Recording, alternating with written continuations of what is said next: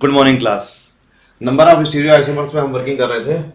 यहाँ पर क्या है, ये अनसिमेट्रिकल सेंटर्स हैं। 3 सेंटर हमने दिए हुए हैं, 1 2 3। ठीक है, तीनों में आपको नंबर ऑफ स्टीरियो आइसोमर्स बताने। बहुत आसान क्वेश्चन होता है जब हम total number of stereo isomers पूछते हैं।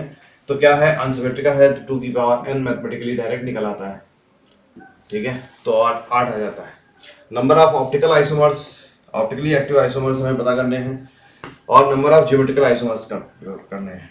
सबसे टफ क्वेश्चन बैठता है नंबर ऑफ ज्योमेट्रिकल आइसोमर्स का, क्योंकि स्टूडेंट्स कंफ्यूजन रहता है, इसलिए बहुत आसान है सब चीजें, टफ कुछ भी नहीं है इसमें। आपको क्या पता करना है, देखिए यहाँ पर क्वेश्चन क्या है कि सबसे पहले number of stereo isomers find करते हैं। 2 की पावर n था, 3 सेंटर थे, 2 की पावर 3 बराबर 8। तो total number of stereo isomers 8 होंगे, इससे ज्यादा नहीं होंगे। ये तो बिल्कुल क्लियर है बात। ठीक है, ये बिल्कुल क्लियर है। 2 की पावर 3 8 आंसर होगा, इससे ज्यादा नंबर ऑफ आइसोमर्स नहीं होंगे। अब तीनों को हमने Cl I और Br को सिस पोजीशन पे रख दिया, और Cl Br I तीनों सिस पोजीशन पे हैं, ये हमने दिखा दिया। ठीक, अब हमने Cl को ऊपर रखा, उसके साथ I को रखा ऊपर और Br को नीचे कर दिया एंटी पोजीशन पे, ये भी दिखा दिया। Cl को ऊपर रखा, I और Br को एंटी पोजीशन पे कर दिया, ये भी दिखा दिया हमने। ठीक है, और उसके बाद Cl को ऊपर रख करके I को नीचे और Cl और Br को इस पोजीशन पे रखा, I को एंटी पोजीशन पे दिखा दिया। ये एक हमने 4 आइसोमर बना लिया।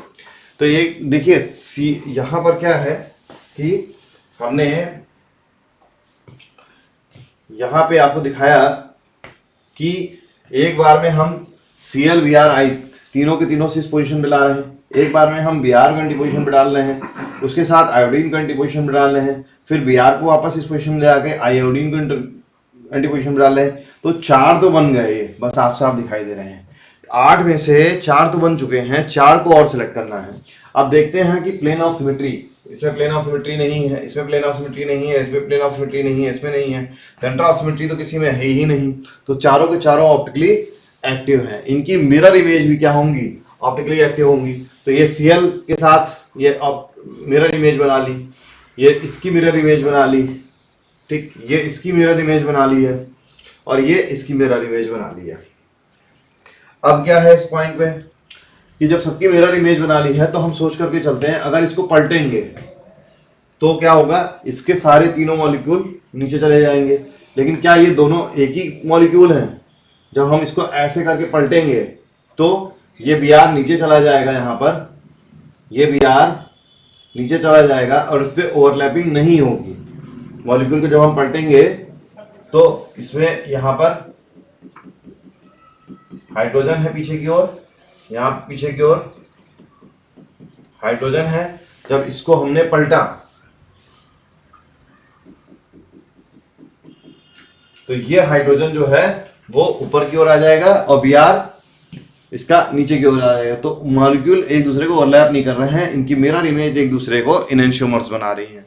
उसी तरह हर एक केस में यही होने वाला है। तो टोटल 8 आइसोमर सामने सामने बन चुके हैं। ठीक है, टोटल 8 आइसोमर सामने सामने बन चुके हैं, और 8 के 8 ऑप्टिकली एक्टिव हैं। तो क्वेश्चन क्या था, total number of stereo isomers 8, total number of optical isomers 8।